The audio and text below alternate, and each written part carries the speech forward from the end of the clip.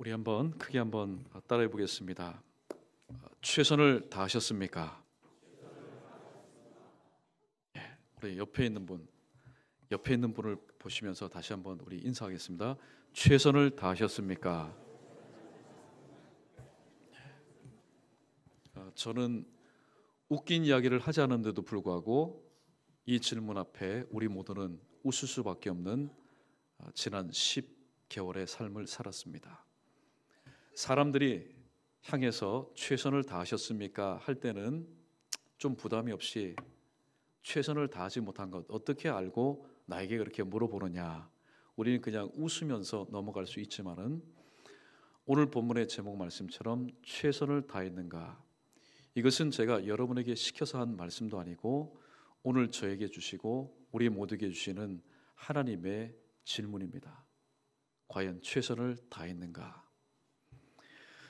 사실 처음에 시작할 때는 최선을 다합시다, 삼창하면은 안 믿는 사람 같으면 삼창하겠지요. 믿는 사람 같으면은 최선을 다합시다 할 때 아멘 아멘 할 겁니다. 그러나 최선을 다하는 것도 감가상각이 되더라고요.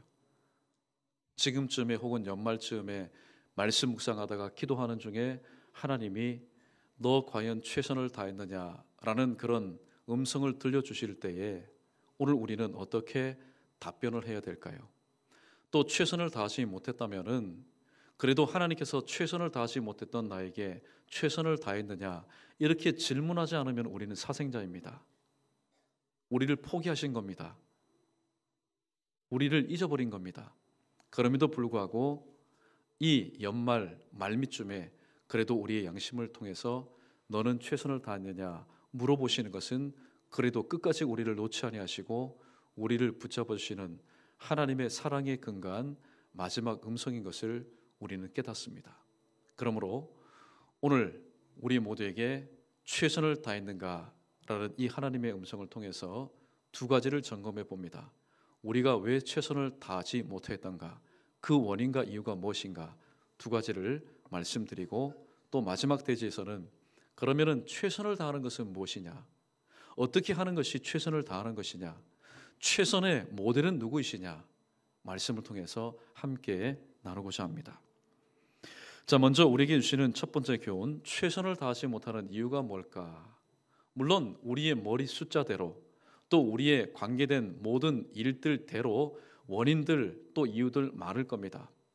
그러나 근본적이고도 핵심적인 첫 번째 원인은 우리가 최선을 다하지 못하는 것은 주인의 뜻이 무엇인지, 하나님의 뜻이 무엇인지를 알지 못하기 때문이라고 오늘 본문은 우리에게 말씀하고 있습니다. 오늘 본문에 보면은 한 부자가 등장합니다. 이 부자는 보통 부자가 아닙니다.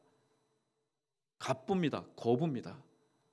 얼마만큼 갑부냐면은 종들에게 그것도 그냥 달란트가 아니라 금을 5달란트, 금을 2달란트, 금덩어리를 1달란트 맡길 정도로 엄청난 부자입니다. 그런데 어느 날 그 집 중에 종들이 한두 명이겠습니까? 최소한 오늘 보니까 3명입니다. 그 수많은 종들 중에 평상시에 눈여겨보았던 3명의 종들을 선택하여서 한 종에게는 5달란트를, 또 한 종에게는 2달란트를, 한 종에게는 1달란트를 맡기고 떠났습니다. 그런데 이 주인이 떠난 다음에 새 종의 모습이 이와 같습니다. 5달란트 받은 종 가서 장사하여 또 다른 5달란트를 남깁니다. 2달란트 받은 종도 마찬가지였습니다. 이와 같이 하여 가서 또 2달란트를 남겼습니다. 그런데 1달란트 받은 종만 좀 돌연변이의 그런 행동을 합니다. 가긴 갔는데 여기까지는 좋았는데 가서 무엇을 했느냐? 가서 땅을 팝니다. 분명히 주인이 이 종에게 맡겨준 것은 씨앗이 아닙니다. 씨앗이면은 땅을 파고 심는 것이 옳습니다. 맡긴 것은 1달란트의 재물이었습니다. 그런데 그것을 땅을 파고 감추어 뒀습니다. 언제까지 감추어 뒀을까요? 오랜 기간 동안 주인이 돌아오는 순간까지 감추어 두었습니다. 5달란트 받은 종이 주인에게 나옵니다. 주인이여 보소서, 내게 5달란트를 맡겼는데 보소서 5달란트를 남겼습니다. 이어서 극찬이 이어집니다. 잘하였다. 착하고 충성된 종아. 네가 적은 것으로 큰 일을 하였으니 내가 많은 것으로 내게 맡길 것이다. 내 잔치에 참여해라. 2달란트 받은 종도 이하 동물입니다. 이따가 마지막에 1달란트 받은 종이 주인에게 와서 이렇게 말합니다. 주인이여, 당신은 굳은 사람이라. 당신은 굳은 사람이라. 심지 않은 데서 거두는 줄 내가 알았으므로 이것을 땅에 감추어 두었나이다. 보소서 1달란트입니다. 2달란트와 5달란트 받은 종은 알았습니다. 알아도 바르게 제대로 알았습니다. 주인이 왜 수많은 종들 중에 나 같은 사람에게 이렇게 엄청난 달란트를 맡겨주셨는가 알았습니다. 주인의 뜻이 무엇인지 알았기에 바르게 그 달란트를 사용하고 선용하고 활용한 결과 또 다른 달란트를 남겨서 주인의 품에 안겼습니다. 그러나 1달란트를 받은 종을 보십시오. 주인은 굳은 사람이라. 심지 않은 데서 거두는 줄 내가 알았으므로. 1달란트 받은 종이 모르는 것 아닙니다. 무식쟁이가 아닙니다. 알고 있었습니다. 그러나 결정적인 실수는 잘못 알았습니다. 주인의 뜻이 무엇인지를 오해했습니다. 곡해했습니다. 그래서 또 1달란트를 남겨야 될 이 1달란트 받은 종은 그저 땅에 감추어뒀다가 흙이 묻어있는 그 달란트를 주인의 손에 안겼습니다. 악하고 게으른 종아, 악하고 게으른 종아. 2달란트, 5달란트 받은 종은 내 잔치에 참여할 것이지만 너는 바깥 어두운 곳에 쫓겨나가서 일을 갈게 될 것이다. 1달란트 받은 종은 이웃집에서 빌려온 사람 아닙니다. 똑같은 주인의 집에서 주인의 의중이 무엇인지, 주인이 이렇게 말을 할 때, 주인의 말의 음성의 톤이 이럴 때 우리 주인의 심경이 어떠하다는 것을 잘 알고 있었던 바로 베테랑 종들이었습니다. 그러나 아무리 베테랑 종들이었지만은 주인이 맡겨주었을 때, 정작 맡았을 때는 정반대의 삶을 살았습니다. 주인의 뜻을 알지 못하면은 내게 맡겨준 5달란트, 2달란트, 1달란트의 사명을 온전히 감당할 수가 없습니다. 누가복음 14장에 보면은 한 부자가 잔치 석상을 배설하고 사람들을 초청하였습니다. 그때 거기에 초청받은 사람은 이미 먼저 제1차 초청받은 사람 3사람이 거론이 됩니다. 그러나 첫 번째 사람은 나는 밭을 샀기 때문에 나가봐야 된다. 용서해달라. 두 번째 사람은 소를 샀기 때문에 시험하러 나가야 된다. 나를 용서해달라. 마지막 3번째 사람, 다 이해가 가는 말입니다. 나는 얼마 전에 장가들었기 때문에 내 아내를 기쁘게 해줘야 됩니다. 그러니까 나는 갈 수가 없습니다. 사랑하는 성도 여러분, 밭을 산 사람, 소를 산 사람, 특별히 장가든 사람의 입장에서 보면은 이거는 핑계가 아닙니다. 충분히 누구든지 그렇게 말을 했을 때에 납득이 될 만한 말입니다. 밭을 샀으니까 돌아봐야죠. 또 소를 샀으니까 이 소가 비실비실한 소인지 실한 소인지 시험해 봐야죠. 장가 들었기 때문에 가정에 충실해야죠. 사람들이 볼 때는 충분한 자기 합리화가 되고 충분한 이유가 되지만은 그들을 부른 주인의 입장에서는 하등 이유가 될 수가 없고 핑계가 될 수 없다는 겁니다. 오늘 여러분 본문 말씀에 보면은 15절에 각각 각기 재능대로 달란트를 맡겼다 얘기합니다. 만약에 각기 재능대로 알지 못했다면은 이 주인은 함부로 맡길 수가 없었을 겁니다. 5달란트 맡긴 종에게는 그만큼 감당할 수 있는 능력이 있음을 알았기 때문에, 또 1달란트 받은 종은 이 1달란트 받은 종은 그릇이 하나밖에 되지 못하기 때문에 그래, 하나 맡겼을 때 또 하나를 맡기면은 충성된 종이다. 1달란트 받은 종은 5달란트를 받으면 안 됩니다. 욕심을 내면 안 됩니다. 사이즈가 1달란트밖에 되지 않는데 2달란트 여러분 넘칩니다. 흘려버립니다. 소용이 없습니다. 주인은 다 알고 있습니다. 마찬가지입니다. 오늘 우리가 하나님의 부르심 가운데, 하나님 맡겨주심 가운데 때로는 이렇게 핑계를 댈 수 있고 이렇게 자기 합리화를 할 수 있습니다. 하나님 아시지 않습니까?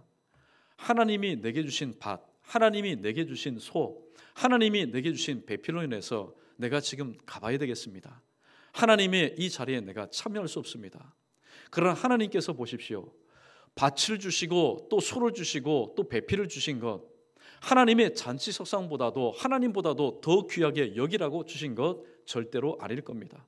우리의 자녀도 마찬가지고 돈도 마찬가지고 직장도 마찬가지고 특별히 자녀 손들도 마찬가지입니다. 하나님께서 우리에게 주신 것으로 인해서 아이러니컬하게도 주신 하나님을 잊어버리는 삶을 살아서는 안 된다는 겁니다.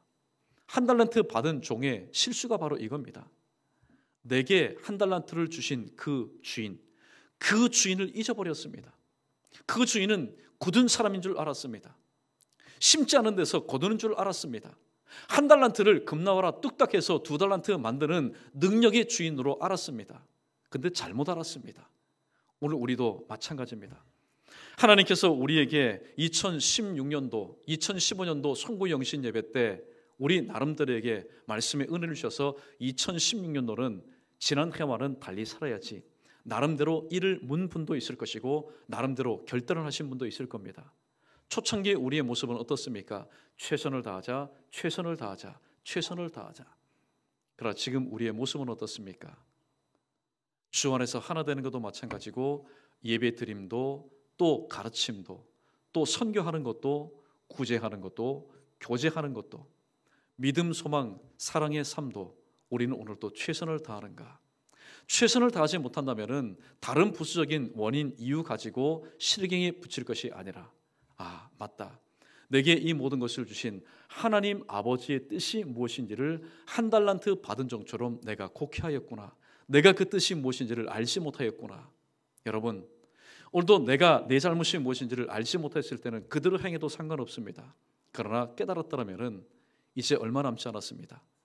깨닫지 못하고 하나님의 뜻이 무엇인지 알지 못해서 10개월 동안 그저 자리에만 앉아 있었던 우리의 모습이라면 이제 깨달은 뒤에 하나님 아버지의 뜻이 무엇인지를 깨달은 이후에 2달 동안에 참으로 알차고도 연근 그런 충성과 최선을 다하는 삶을 살아서 말 그대로 하나님 보실 때에 우리에게 장바구니를, 우리에게 바구니를 주신 그 하나님 앞에서 다시 한번 가득가득 하나님이 원하시는 열매를 채워드림으로 유종의 미를 거둘 수 있는 저와 여러분 우리 모두 되기를 주님의 이름으로 축원합니다. 두 번째, 불러주심에 감사하지 못하기 때문이 아닐까요? 우리가 왜 최선을 다하지 못하느냐? 나를 불러주신 하나님의 그 은혜를, 그 감사를 우리가 기억하지 못하기 때문입니다. 마태복음 20장에 보면은 여러 종들이 나타납니다. 그런데 우리가 주목해야 될 종은 오후 5시에 뒤늦게 부름받은 일꾼입니다. 이른 아침에 부름받은 일꾼, 오전 9시에 부름받은 일꾼, 정오에 부름받은 일꾼, 또 오후 3시에 부름받은 일꾼. 사실 우리는 그들에게 초점을 맞출 필요가 없습니다. 오늘 주님의 말씀 가운데 초점을 맞춰야 될 부분은 바로 오후 5시에 부름받은 일꾼이기 때문입니다. 우리의 삶 가운데 한 가정을 예를 들어봅니다. 사실 오늘 예배드리는 이 바깥 분위기는 좀 쌀쌀합니다. 지난주에는 그래도 화창하고 또 선선했는데 또 한 주간이 지나니까 겨울을 재촉하는 그런 기운과 그런 바람이 불곤 합니다. 여러분 보십시오. 아무리 내일 폭우가 쏟아진다 할지라도, 아무리 내일 비바람이 거세게 분다 할지라도 여러분 마음이 평안한 사람이 있습니다. 누굽니까? 예배당 이 밖을 나가서 내일 또 일할 수 있는 일터가 있는 사람은 마음이 왠지 넉넉합니다. 일이 잘 되지 않아도, 소위 말해서 대박을 터뜨리지 않아도 내가 또 나가서 일할 수 있고 또 내가 땀 흘린 대로 그 수익을 가지고 돌아와서 집안 식구들을 챙길 수 있는 그런 소망이 있기 때문입니다. 그런데 아무리 건장하면 무엇합니까? 아무리 많이 배우면 무엇합니까? 아무리 머릿속에서 아이디어와 지식이 차고 넘치면 무엇합니까? 내일 또 눈을 떴는데, 해는 밝았는데 내가 나가서 일할 수 있는 곳이 없고 나를 불러주는 이가 없다면 사실 그러한 인생만큼 힘들고 어려운 삶이 누가 있겠습니까? 마태복음 20장에 등장하는 오후 5시에 부름받은 일꾼이 바로 그러한 사람이었습니다. 여러분 들어보십시오. 내가 일자리가 없었을 때에, 나를 불러주는 일이 없었을 때에 아마 그 심령과 똑같을 겁니다. 오후 5시에 부름받은 이 사람, 이 일꾼은 부지런한 사람입니다. 게으른 사람이 아닙니다. 그저 늑장 부리다가 그래도 처자식이 나를 보고 있으니까 먹여 살려야 되기 때문에 나가서 일한 사람이 아닙니다. 아침 일찍이 인력시장에 나간 사람입니다. 아침에는 많은 사람들이 있었겠죠. 그래, 내가 딱 보니까 저 사람 나보다도 못한 사람인데 저 사람이 먼저 불려나간 거 보니까 다음 차례는 나겠다. 여러분, 소망이 있습니다. 그러다가 오전 9시가 되었습니다. 아침 먹는 시간이 훌쩍 지나갔습니다. 한 명씩 두 명씩 일자리가 없었을 때는 친구여서 서로 말동무가 되었던 사람들이 한 명씩 두 명씩 불려나갑니다. 이제 정오가 되었습니다. 점심 먹을 시간인데 여러분 보십시오. 일을 해야 무엇을 먹지 않습니까? 아침도 거릅니다. 점심은 금식입니다. 그리고 주변에는 정말로 이제 사람들이 없습니다. 오후 3시에 한 사람이 와서 그나마 나와 함께 있었던 말동무를 데리고 갑니다. 이제는 정말로 혼자입니다. 지금 이 일꾼이 나온 이유가 뭡니까? 지금 그 자리에 나온 목적이 뭡니까? 일하기 위해서입니다. 내게 어떠한 일이든지 맡겨주면은 내가 일하기 위해서 나온 바로 자리입니다. 그런데 불러주는 사람이 없습니다. 시간이 지납니다. 4시가 되었고 5시가 되었습니다. 해는 점점 짧아집니다. 해는 기울어집니다. 공기가 음산합니다. 이제 마음이 불안하기 시작합니다. 이제 자꾸만 생각나는 것은 집에 있는 아내와 자식들이 생각납니다. 그래도 돌아갈 때에 조금이지만은 조그마한 보따리지만은 무엇인가를 들고 오는 그 모습을 보면서 기뻐할 그런 식구들이 자꾸만 눈에 선합니다. 그런데 일거리와는 먼 그런 시간이 점점 다가옵니다. 그러던 중에 성경에 보니까 오후 5시가 되는 그 시점에 한 사람이 와서 이렇게 질문합니다. 자네는 왜 지금 여기서 이렇게 놀고 있느냐? 제가 지금 놀고 있는 게 아닙니다. 제가 지금 놀고 있는 게 아닙니다. 저는 일하고 싶은데 저를 불러주는 이가 없습니다. 그래, 그러면 자네 내 농장에 와서 일을 하게 해. 여러분, 즉석에서 면접이 됐고 즉석에서 채용이 되었습니다. 일거리가 없다가 현장에 나가서 정말로 내가 실족할 즈음에, 내가 낙심할 즈음에, 이제는 식구도 뭐고 내 이 한 목숨 끊을 즈음에 들려온 음성입니다. 자, 들어와서 일하라. 그 음성을 들었을 때에, 그 음성을 들었을 때 나를 불러준 그 사람, 얼굴도 그날 처음 봤습니다. 그 사람 사실 이름도 모릅니다. 그럼 여러분 얼마나 감사할까요? 왜요? 다른 사람들 많지만은 나처럼 이렇게 혼자 있고 외로운 사람 찾아와서 내 이름을 불러주고 내게 일감을 주고 내게 또한 삭스를 주는 그 사람, 사실 보면은 그 불러주심에 대해서 그 감사는 이루 말할 수가 없었을 겁니다. 한편 이른 아침부터 부름받은 사람의 모습을 한번 보십시오. 이른 아침에 부름받은 사람 열심히 일했겠지요. 예. 맑은 정신을 가지고 또 최상의 컨디션을 가지고 열심히 일했겠지요. 그러나 시간이 지날수록 나 혼자 일할 때보다 사람 수가 늘어나니까 이제는 익숙해집니다. 이제는 눈 감고도 척척입니다. 모든 것이 숙달이 됩니다. 그러니까 요령이 생깁니다. 주인이 볼 때에 성실하지가 않습니다.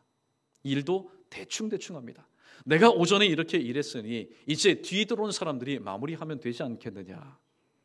그러나 오후 5시에 부름받은 이 일꾼의 그 모습은 다릅니다. 사실 보십시오. 오후 5시에 부름을 받았으니까 그 노동 현장에 여러분 무슨 일이 있겠습니까? 깔끔한 일만 있겠습니까? 아닙니다. 이른 아침부터 와서 일꾼들이 여기저기에 널려놓은 잡동사니 치울 것들만 쌓였을 겁니다. 5시에 부름받은 이 종 깔끔한 일 아니어도 좋습니다. 만지다가 손이 비거나 손이 찔리거나 또 상처 입는 일이라도 좋습니다. 굳은 일 마다하지 않습니다.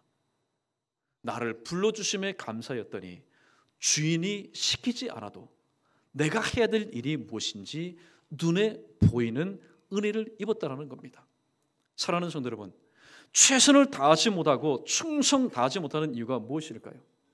여러 가지 이유가 있겠지만은 나를 불러주신 그 하나님의 은혜에 대해서 감사를 상실할 때, 감사를 잊어버릴 때, 감사를 잃어버릴 때에 우리는 도구가 없어서 불평하고 원망하는 것 아닙니다. 최선을 다하지 못하는 것 아닙니다. 하나님은 분명히 우리에게 도구를 쥐어주시고 나가서 일하라고 말씀합니다. 그러면 우리는 하나님 부르심 앞에 지금 내가 서 있는 곳에서 핑계할 수가 없습니다. 하나님은 모든 것을 우리에게 주시고 우리의 순종을 통해서 영광을 받으시기를 원하시기 때문입니다. 그러므로 오늘 본문에 한 달란트 받은 자를 향해서 오늘 주인이 뭐라고 책망합니까? 이 무익한 종아. 그런데 누가복음 17장 10절에 보면은 똑같은 표현의 무익한 종이 있지만은 질적으로 근본적으로 다른 무익한 종이 나옵니다. 그 무익한 종은 누굽니까? 내가 하여야 한 일을 행한 것뿐입니다. 주인이여, 저는 주인에게 유익한 종이 아니라 저는 무익한 종입니다. 이 시간 우리 모두 무익한 종이 되기를 바라는데 우리가 하여야 한 것을 당연히 한 것밖에 없습니다. 오히려 내게 이러한 사익의 거리, 이런 일거리를 주신 하나님께 감사합니다. 그렇게 감사하면서 남은 2달 동안 다시 한번 최선을 다해서 맡겨주신 사명을 힘있게 합력하여 감당할 수 있는 오늘도 무익한 종, 저와 여러분 우리 모두 되기를 주님의 이름으로 축원합니다. 마지막 3번째, 이게 참 궁금합니다. 최선을 다해야지, 최선을 다해야지. 근데 최선을 다하는 것이 무엇을 의미할까요? 최선을 다하는 데는 분명히 모델이 필요합니다. 왜냐하면 그분이 하신 모습대로 하면은 문제가 없기 때문입니다. 우리 한번 크게 따라봅니다. 최선을 다하는 것은 예수님처럼 하는 것입니다. 말은 정말로 쉽습니다. 왜냐하면 예수님처럼 하기만 하면 되기 때문이죠.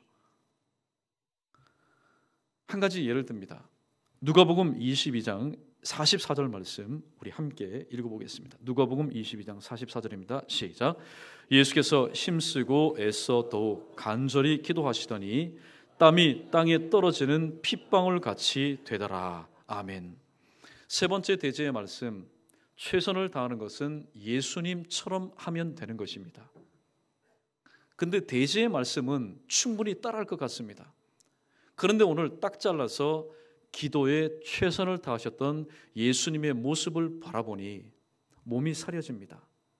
내가 그렇게 기도하다가 내 가정이 있는데, 내가 지금 큰일을 하고 있는데 중단되면 어떡할까? 내 가족들 누가 먹여 살릴까? 우리는 몸이 사려옵니다. 예수님 한번 보십시오. 예수님께서 힘쓰고 애써 더욱 간절히 기도하시더니 땀이 땅에 떨어지는 핏방울 같이 되더라. 예수님께서도 이렇게 기도하신 내용을 여러분 기억하십니까? 예수님은 일평생 동안 이 땅에 오시는 순간부터 십자가를 지시는 순간까지 하나님 앞에 예스맨이었습니다. 아멘이었습니다. 그런데 마지막 순간 예수님도 완전한 인간의 불완전한 성품을 보이셨습니다. 어떤 기도 내용을 통해서 알 수 있을까요? 이 잔이 내게서 떠나기를 원합니다. 쉽게 말하면 예수님도 하나님 아버지, 이 십자가 내 몫에 태우셨지만은 내가 이 십자가를 지기가 싫습니다. 이 십자가를 지지 않으면 안 될까요? 이 십자가 지기 싫습니다. 예수님은 다 하셨습니다. 그 십자가의 육체적이고도 심적이고도 영적인 그 고통이 얼마나 아프고 얼마나 심하셨는지 예수님은 아셨습니다. 그래서 일평생 동안 하나님 아버지께 순종하였던 예수님도 기도하시는 순간만큼은 하나님 아버지, 이 십자가 제가 지지 않으면 안 될까요? 이 십자가, 이 잔 오늘 또 지나가게 하시면 안 될까요? 그러나 예수님이 예수님 되신 것은 그러나 내 원대로 마시고 아버지의 뜻대로 하십시오. 십자가 지지 않는 것이 아버지의 뜻이면은 그렇게 하시고, 또 십자가를 지엄하는 것이 하나님 아버지의 뜻이라면은 그렇게 되기를 원합니다. 여러분 다시 한번 자막을 보십시오. 누가복음 22장 44절에서 예수님께서 힘쓰고 애써, 그날 저녁 만찬에 많이 드셔서 힘이 차고 넘치셔서 힘쓰고 애쓴 것 아니었습니다. 기도도 힘쓰고 애쓰지 않으면은 기도하다가도 그 기도가 틈이 되어서 감당해야 될 십자가의 사명을 온전히 지시지 못하셨기 때문에 예수님은 기도하시다가 일단은 이렇게 말씀하지 않았습니까? 이 잔이 내게서 떠나기를 원합니다. 누가 들었습니까? 하나님 아버지께서 들으셨고 어떻게 하든지 간에 십자가의 사역을 감당하지 못하도록 방해하는 마귀도 그 현장에서 그 기도를 들었습니다. 그래서 이 잠깐에 하나님 아버지의 뜻대로 행하지 않기를 원했던 그 인간적인 바람에 이 소원이 이루어지지 않고 하나님 아버지의 뜻이 온전히 이루어지기 위해서 기도하셨는데 그냥 기도하실 수가 없었습니다. 마음의 부담이 없이 그냥 구하실 수만 없었습니다. 그래서 힘써 애써 간절히 하나님 앞에 기도할 수밖에 없었던 것입니다. 땀이 땅에 떨어지는 핏방울같이 되더라. 사실 내가 기도하면은 이러한 여러분 현상이 나타나지 않습니다.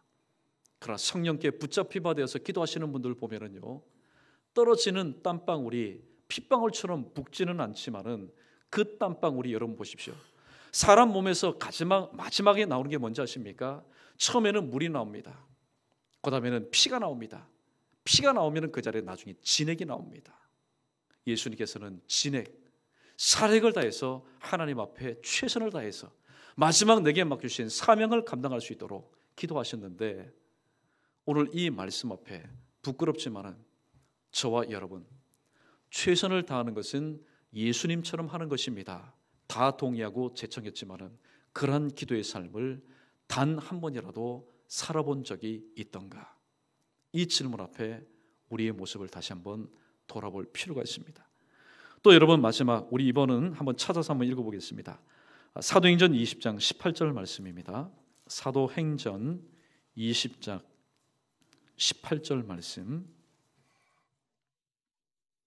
최선을 다하는 것은 예수님처럼 하는 것인데 또 최선을 다하는 것은 이렇게 하는 것입니다. 우리 함께 읽습니다. 시작. 오매 그들에게 말하되 아시아에 들어온 첫날부터 지금까지 내가 항상 여러분 가운데서 어떻게 행하였는지를 여러분도 아는 바니. 아멘. 고린도 후서에 보면은 사도 바울이 하나님의 사역을 감당하다가 당한 여러 가지 고난에 대해서 자그마치 5줄의 할애해서 기록이 되어 있습니다. 사도 바울이었기 때문에 감당할 수 있었던 고난이었던 것 같습니다. 그런데 오늘 여기 본문에 보면은 에베소에 와서 3년 동안 목회를 합니다. 사실 3년 동안 목회할 때 팔레스타인 자기 고향에서 사역을 해도 유대인들과 바리새인과 서기관들에 의해서 얼마나 많은 고난과 핍박과 또 반대 세력 가운데 부딪혀서 곤란 가운데 있었습니까? 그럼에도 불구하고 팔레스타인 유대는 자기가 살았던 바로 고향이고 민족입니다. 그런데 지금은 에베소 지역입니다. 누구 하나 내 신상에 일이 있어도 대변해 줄 만한 사람 혹은 법적인 조항이 없는 곳입니다. 그곳에서 3년 동안 오늘 사도 바울은 이렇게 목양했다고 말합니다. 내가 첫날부터 지금까지. 사실 첫날부터 지금까지 누구나 할 수 있는 고백입니다. 누구나 할 수 있는 이야기입니다. 왜냐하면 첫날부터 지금까지 수많은 우여곡절 안 겪은 사람 어디 있습니까? 슬픈 일 또 괴로운 일 안 당한 사람 누가 있겠습니까? 그럼에도 불구하고 사도 바울은 오늘 뒤에 있는 이 단어를 사용하면서 이 모든 것이 하나님의 은혜로 되었다라고 감사하지 않았을까요? 첫날부터 지금까지 항상. 근데 항상의 그 샘플이 누굴까요? 모델이 누굴까요? 바로 예수님처럼 항상 너희를 섬겼다고 얘기할 수 있습니다. 고로 최선을 다하는 것은 첫날부터 지금까지 이 순간까지 항상 변함없이 내게 맡기신 사명을 감당하는 것. 이것이 바로 최선입니다. 다른 사람이 잘 때에 내가 일하고 다른 사람이 1시간 잘 때 나는 1시간 일찍 일어나서 일하는 것, 그것도 물론 최선의 모습이기는 하지만은 오늘 성령이 본문을 통해서 우리에게 주시는 최선의 모습은 예수님처럼 행하는 것이요 또 바울처럼 변함없이 첫날부터 지금까지 예수님처럼 항상 동일한 마음을 품고 감당하는 것이 바로 최선을 다하는 것이라고 말씀하고 있습니다. 말씀을 정리합니다.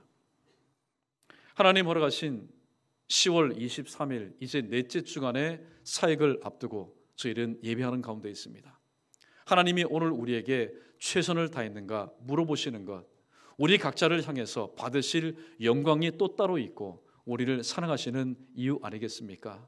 그런데 주님의 질문 앞에 우리는 다음과 같이 웃을 수밖에 없습니다. 정말로 기쁘고 보람된 웃음이 아니라 그렇게 해야만 하지만은 그렇게 하지 못했던 우리는 웃음을 지을 수밖에 없습니다. 첫 번째 원인은 하나님의 뜻이 무엇이 있는지 알지 못했기 때문에.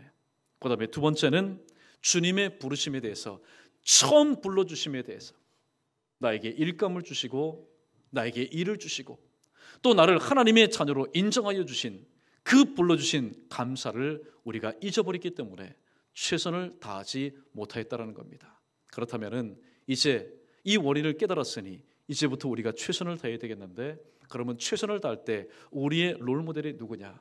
그는 바로 예수 그리스도입니다. 바울처럼 첫날처럼 지금까지 항상 변함없이 맡기신 사명을 깨달은 이 순간부터 다시 한번 힘내고 용기 내고 주님 서서 오늘도 우리를 격려하시고 응원하십니다. 다시 한번 합력하여 아름다운 유정의 미를 거두어 허락하신 2016년도가 구렁이 담 넘어가듯 넘어가는 맞이하는 한 해가 아니라 다시 한번 결산하여 알찬 한 해를 맞이할 수 있는 저 여러분 우리 모두 되기를 주님의 이름으로 간절히 축복합니다.